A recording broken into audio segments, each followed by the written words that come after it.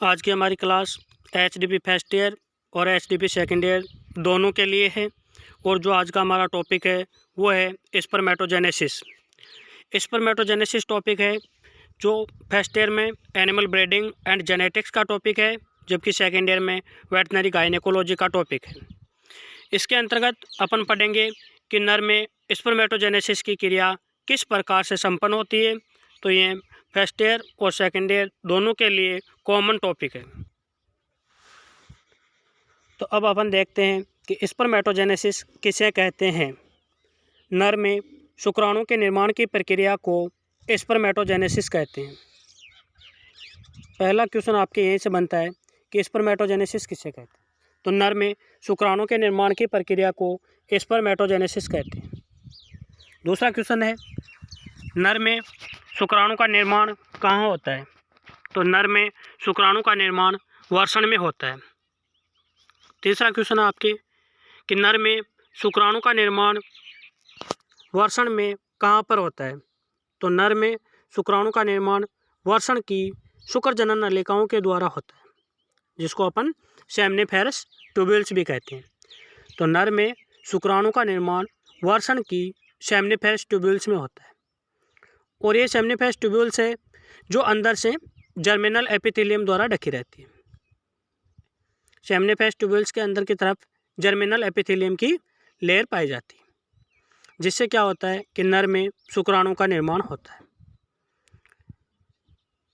और इस germinal epithelium है उसमें क्या होता है कि स्पर्मेटोजोआ से स्पर्मेटिड का निर्माण होता है। तो आपको सीधा सीधा क्वेश्चन पूछा जाएगा कि नर में शुक्राणु का निर्माण होता है। पहला क्वेश्चन का आंसर आपके नर में शुक्राणु का निर्माण वर्षण में होता है। अगर क्वेश्चन ऐसे पूछ लिया जाए कि नर में या नर के वर्षण में शुक्राणु का निर्माण कहाँ होता है, तो वो होता है आपके सेमनिफेरस ट्यूब्यूल्स में। और इस सेमनिफेरस ट्यूब्यूल्स की परिधि पर दो प्रकार की कोशिकाएं पाई जाती हैं। चौथा क्वेश्चन है आपका कि सेमनिफेरस ट्यूब्यूल्स की परिधि पर कौन कौन सी कोशिकाएं पाई जाती हैं।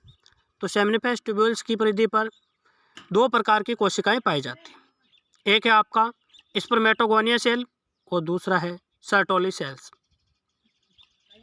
जो स्पर्मेटोगोनिया सेल है उनसे स्पर्मेटिड या स्पर्म का निर्माण होता है, और ये सर्टोली कोशिकाएं हैं जो स्पर्मेटोगोनिया को पोषण प्रदान करने का कार्य करती हैं। अब अपन बात करें कि स्पर्मेटोजेनेसिस के बारे में, कि स्पर्मेटोजेनेसिस की क्रिया किस प्रकार से संपन्न होती है। तो स्पर्मेटोजेनेसिस को दो भागों में बांटा गया है। पहला पार्ट है का फॉर्मेशन ऑफ स्पर्मेटिड और दूसरा है स्पर्मियोजेनेसिस। तो स्पर्मेटोजेनेसिस को अपन पहले एक डायग्राम के माध्यम से समझते हैं, उसके बाद में इसकी तीनों अवस्थाओं के बारे में अपन बात करेंगे। स्पर्मेटोजेनेसिस है उसके मुख्य रूप से दो भाग होते हैं। पहली स्टेज है फॉर्मेशन ऑफ स्पर्मेटिड और दूसरी है स्पर्मियोजेनेसिस। तो फॉर्मेशन ऑफ स्पर्मेटिड है उसकी पुनः तीन अवस्थाएं होती है: गुणन अवस्था, वर्ध प्रावस्था और परिपक्वन प्रावस्था। तो अब अपन इसका डायग्राम देखेंगे कि नर में स्पर्मेटोजेनेसिस की क्रिया किस प्रकार से संपन्न होती है।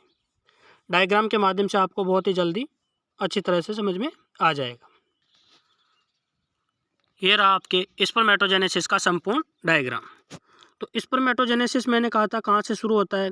स्पर्मेटोजेनेसिस की क्रिया है वो वर्षण की सेमनिफेरस ट्यूब्यूल्स में पाई जाने वाली स्पर्मेटोगोनिया कोशिकाओं से शुरू होती है। तो सबसे पहले क्या होता है कि आपको ये 2n या द्विगुणित स्पर्मेटोगोनिया सेल दिख रही है। इसमें क्या होता है कि समसूत्री विभाजन होता है। इसमें समसूत्री विभाजन होता है और उस समसूत्री विभाजन से स्पर्मेटोगोनिया कोशिकाओं की संख्या बढ़ती है। और इस स्पर्मेटोगोनिया की संख्या बढ़ने की जो अवस्था है उस अवस्था का नाम देंगे अपन गुणन अवस्था या गुणन प्रावस्था। गुणन का मतलब होता है कि इस अवस्था में स्पर्मेटोगोनिया सेल्स की संख्या बढ़ती है। वो संख्या किस विभाजन के माध्यम से बढ़ेगी? समसूत्री विभाजन के माध्यम से। समसूत्री विभाजन होगा, इस वजह से ये स्पर्मेटोगोनिया है उसमें गुणसूत्रों की संख्या मात्र कोशिका के समान बनी रहती है। यानी अपनी स्पर्मेटोगोनिया सेल है वो द्विगुणित है, तो इसके फलस्वरूप बनने वाली पुत्री कोशिकाएं हैं वो भी द्विगुणित ही होगी। इस स्पर्मेटोगोनिया में पहला समसूत्री विभाजन होगा तो एकमात्र कोशिका से 2 पुत्री कोशिकाओं का निर्माण होगा, 2 से 4 होगा। उसमें से एक स्पर्मेटोगोनिया सेल में वृद्धि होती है, एक स्पर्मेटोगोनिया सेल में वृद्धि होती है और उस प्रावस्था को नाम देंगे अपन वृद्धि प्रावस्था। और उस स्पर्मेटोगोनिया को क्या कहेंगे, जिसकी ग्रोथ हो गई, उसको नाम देंगे अपन प्राइमरी स्पर्मेटोसाइट। यहाँ पे क्वेश्चन पूछा जाता है कि प्राइमरी स्पर्मेटोसाइट द्विगुणित कोशिका है या अगुणित कोशिका है। तो प्राइमरी स्पर्मेटोसाइट द्विगुणित कोशिका होती है और प्राइमरी स्पर्मेटोसाइट का निर्माण समसूत्री विभाजन द्वारा होता है। इस प्राइमरी स्पर्मेटोसाइट में क्या होता है, मियोसिस फर्स्ट यानी प्रथम अर्धसूत्री विभाजन होता है। और प्रथम अर्धसूत्री विभाजन होगा तो उससे क्या होगा कि यह द्विगुणित प्राइमरी स्पर्मेटोसाइट सेल है वो 2 द्वितीय स्पर्मेटोसाइट कोशिकाओं में परिवर्तित हो जाएगी और सेकेंडरी स्पर्मेटोसाइट सेल है वो अगुणित होती है। इस सेकेंडरी स्पर्मेटोसाइट कोशिका में द्वितीय अर्धसूत्री विभाजन होता है, जिसको सम अर्धसूत्री विभाजन भी कहते हैं। यानी जब समसूत्री विभाजन हो रहा था तो कोशिका द्विगुणित थी, मियोसिस फर्स्ट हुआ तो एक द्विगुणित मात्र कोशिका से 2 अगुणित पुत्री कोशिकाओं का निर्माण हो गया, जिनको नाम दिया अपन ने सेकेंडरी स्पर्मेटोसाइट। ये सेकेंडरी स्पर्मेटोसाइट है, इसमें होता है आपके द्वितीय अर्धसूत्री विभाजन, जिसको अपन सम अर्धसूत्री विभाजन भी कहते हैं। जिससे क्या होगा कि एक अगुणित मात्र कोशिका से 2 पुत्री कोशिकाओं का निर्माण होता है। तो इस प्रकार द्वितीय सम अर्धसूत्री विभाजन के फलस्वरूप कुल 4 अगुणित कोशिकाओं का निर्माण होता है और उन कोशिकाओं का नाम है आपके स्पर्मेटिड। इनका नाम स्पर्मेटिड क्यों है, क्योंकि इसमें नहीं तो किसी प्रकार की पूंछ पाई जाती है और नहीं इसमें किसी प्रकार की कोई गमन या गति पाई जाती है। यह स्पर्मेटिड स्पर्मियोजेनेसिस की प्रक्रिया द्वारा स्पर्म या शुक्राणु में परिवर्तित हो जाते हैं, जो क्या होती हैं, गतिशील होती हैं। मियोसिस फर्स्ट के बाद जो सेकेंडरी स्पर्मेटोसाइट कोशिका बनती है, सेकेंडरी स्पर्मेटोसाइट कोशिका से लेकर स्पर्म निर्माण तक की अवस्था है, उसका नाम देंगे अपन परिपक्वन प्रावस्था। तो ये आपके स्पर्मेटोजेनेसिस का डायग्राम है। ये डायग्राम आपने अगर समझ लिया तो ऐसे मान लो कि आपने पूरा स्पर्मेटोजेनेसिस समझ लिया और उसके बारे में आप आसानी से लिख सकते हो। सबसे पहले एक स्पर्मेटोगोनिया कोशिका होती है, उसमें समसूत्री विभाजन होता है जिससे उनकी संख्या बढ़ती है।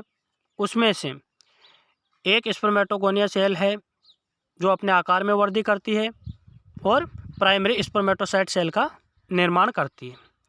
इस प्राइमरी स्पर्मेटोसाइट कोशिका में प्रथम अर्धसूत्री विभाजन होता है, जिसके फलस्वरूप एक प्राइमरी स्पर्मेटोसाइट मात्र कोशिका से 2 सेकेंडरी स्पर्मेटोसाइट पुत्री कोशिकाओं का निर्माण होता है। ये सेकेंडरी स्पर्मेटोसाइट कोशिकाएं हैं, इनमें दूसरा सम अर्धसूत्री विभाजन होता है और उस विभाजन से 4 अगुणित कोशिकाओं का निर्माण होता है, जिन्हें स्पर्मेटिड कहते हैं। और यह स्पर्मेटिड स्पर्मियोजेनेसिस की प्रक्रिया द्वारा स्पर्म या शुक्राणु में परिवर्तित हो जाते हैं। तो यह आपके जो स्पर्मेटोजेनेसिस है उससे संबंधित डायग्राम हो गया। इसके बारे में क्या थ्योरी है, क्या थ्योरी आपको लिखनी है और क्या थ्योरी आपको याद करनी है, जो अपन नेक्स्ट क्लास के अंतर्गत पढ़ेंगे। इसमें सबसे पहले आपको स्पर्मेटोजेनेसिस की परिभाषा लिखनी है और उससे संबंधित 3-4 लाइन है कि वर्षण है, वर्षण की सेमनीफेस ट्यूब्यूल्स में शुक्राणु का निर्माण होता है। सेमनीफेस ट्यूब्यूल्स जर्मिनल एपिथेलियम द्वारा आश्रित रहती है या ढकी रहती है और इस जर्मिनल एपिथेलियम में या इस सेमनीफेस ट्यूब्यूल्स की परिधि पर 2 प्रकार की कोशिकाएं, स्पर्मेटोगोनिया सेल और सर्टोली कोशिकाएं पाई जाती है। यह सर्टोली कोशिकाएं स्पर्मेटोगोनिया को पोषण प्रदान करने का कार्य करती है। ये इतना लिखना है। उसके बाद आपको ये स्पर्मेटोजेनेसिस का डायग्राम है वो बनाना है। इससे आगे का है जो मैं आपको नेक्स्ट क्लास के अंतर्गत बता दूँ।